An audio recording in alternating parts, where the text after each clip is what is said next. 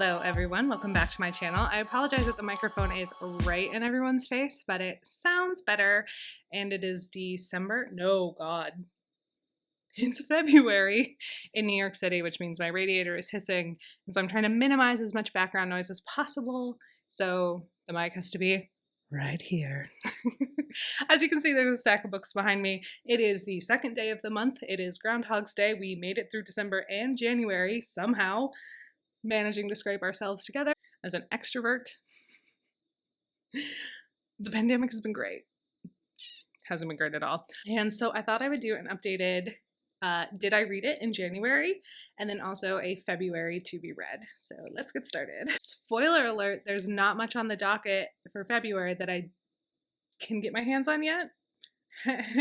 Can't wink. We all know that the only book I want to read in February is A Court of Silver Flames. So until February 16th and I can hold it in my hands, it doesn't exist. And neither does anything else because I don't think I can focus on anything else. So my January to be read, did I get through it? Yes and no. There were some upsets. There were some, ones that I didn't get to. I will start with what's just on the bottom of my pile here. How the King of Elfheim Learned to Hate Stories. I bought this just kind of on a whim. I didn't want to read anything big, and I got sucked in. What am I going to say? I do feel vindicated that Pardon is obviously the narrator who should have always been. It's just what it is. Cute little story. Really makes me want to go back and reread the Cruel Prince trilogy, so that will probably be happening soon. I wish there was an option on Goodreads for you to mark that you're rereading something. Maybe you don't want to know how many times you've read something, but I feel bad when I haven't updated my Goodreads forever simply because I'm rereading something. Not my fault. I'll get through the two that I didn't read. I didn't read These Violent Delights, and I didn't read The Dark Tide. Just wasn't where my energy was. I'll come back to it later. I did read Shuffle Shuffle from Blood and Ash. Inhaled it. I think I read this in one day. I was a little frustrated at first, and I was upset that there wasn't a lot of world building, and I thought it was kind of vaguely written, but I was definitely drawn into the story and definitely super, super, super, super invested in what was happening. And then I lost an entire night's sleep once it gets to the final third. Could not put it down. And I will say the lack of world building kind of hurt in the dramatic conclusion, because the dramatic conclusion felt like a lot of exposition on what you were supposed to understand, and that could have been peppered in a little bit better throughout the story. But on the whole, sucked me in. So much so that I finished it, immediately went on Amazon Prime, and next day ordered Kingdom of Flesh and Fire, which I again inhaled in one sitting. I cannot believe I have to wait until April for the third installment. So good. So good. I can't get over it. All the hype, definitely worth it. Also, it's 2021 and we're going back to breaking our spines. I don't make the rules. And it's my channel, I can do what I want. So then I read Crescent City.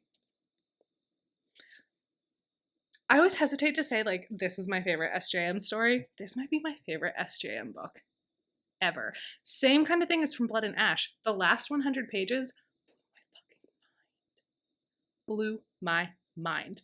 Again, stayed up till 5 a.m. trying to finish it. Cried multiple times. So good. Has the opposite problem of From Blood and Ash, where you are getting knocked in the face with world building every other sentence. And I was a little annoyed with it at first, but then I was just just go with it. SJM doesn't steer you wrong. You're going to be fine. So good. The ending, well, okay.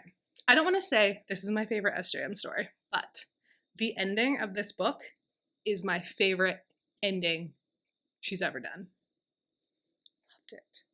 Loved it. Felt ripped off that I didn't get a little culmination of the relationship, but whatever. You can't be a perv all the time. So good. I don't know when the new one's coming out. I think it's sometime this fall, but cannot wait. In the background, I was rereading a couple things. I was skimming the selection series because one of my really good friends started reading it. And I was like, oh my God, you have to text me everything. And then when she did, I was like, I don't remember any of this. So I was kind of skimming through as she was reading it. I also reread, I think it's Megan Abbott. I'm 99% sure it's Megan Abbott's Dare Me, the story about all like the cheerleaders murder mystery book. I started rereading it because I caught the TV adaptation on Netflix and it sucked me in. And I was like, I remember reading this. I don't remember anything that happened. And so I was watching it and then went back to read the book. I don't have it. It's an ebook that I have. That's why I'm not like holding it up. Same with the selection. But it's really good and it's got an interesting style. But I would say it may be the one instance where the TV adaptation is better than the actual novel. I think they were just able to bring a lot more nuance and subtlety and this sort of like teenage vibe to it via the TV show. I have also been rereading all of the ACOTAR books, something that will surprise no one, in anticipation of A Court of the Silver Flames coming out. I'm in the middle of A Court of Wings and Ruin right now, and I've been reading it specifically to pick up on the Eris storyline because there's been some teasers out that he is included in the next book, and I wanted to just kind of refresh myself on who he is and what his character is. Y'all, he comes off super sympathetically, and I was just like, oh, we're on the road to redemption here. I'm like really excited to pick his storyline back up when we get to Silver Flames. I've also just been trying to brush up on my Cassian and Nesta storylines. I don't know if you can hear my upstairs neighbors flushing their toilet. New York City is a dream. Anyway, yeah, I've been brushing up on my Eris, Cassian, and Nesta storylines. I just want to be as prepared as possible, which is why as we move into our February to be read, I will also be reading Frost and Starlight. Not my favorite, but we're going to get through it. Or at least we're just going to read the Nesta and Cassian point of view chapters because, again, I just want to be ready. So that's going in February, probably next week. Obviously, I'll be reading A Court of Silver Flames. And I'm like a bundle of nerves about it. Cannot wait. Cannot wait. So excited. I have always considered Cassian my boyfriend, so like watch out. Also, I have always been very much Team Nesta. I think she is completely misunderstood by people, and I think everyone both in the books and in real life are really mean to her for no reason whatsoever. And I will not be having a debate about this. Like, y'all are just being dicks. Sorry. My girl feels a lot. She's in self-protection mode like all the time. Just let her be a little grouchy. This is all projection. I am currently also reading 1,000 Ships. I picked this up the other day. I'm about halfway through. Love this. This is so good.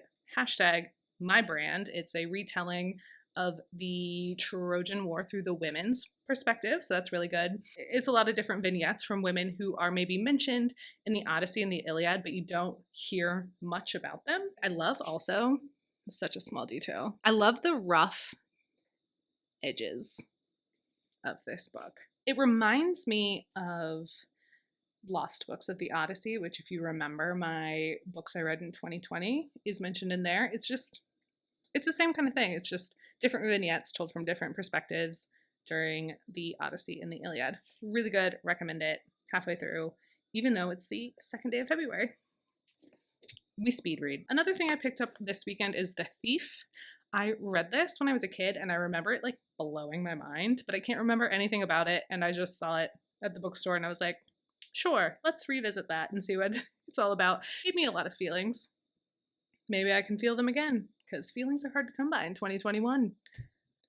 Oh my God, give me the vaccine. I'm also like not into ASMR, so the fact that I'm doing that really gives me the willies.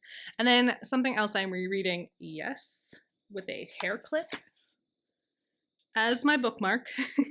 I'm reading Medea and some other plays by Euripides because, again, my brand is ancient Greece.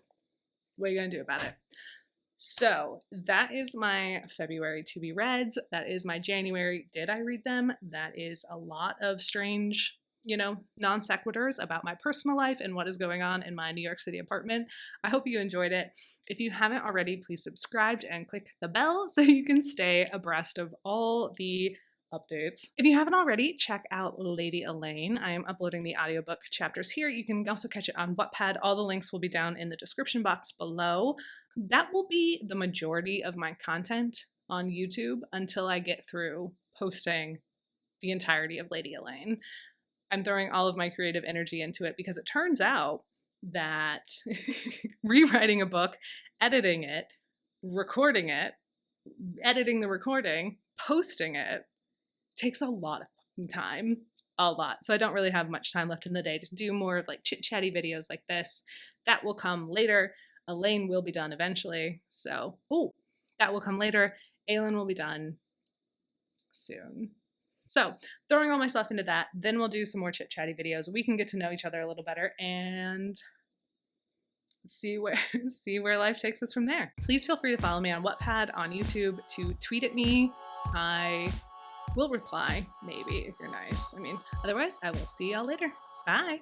I didn't mean to rip off Simply Nailogical there. That was not intentional.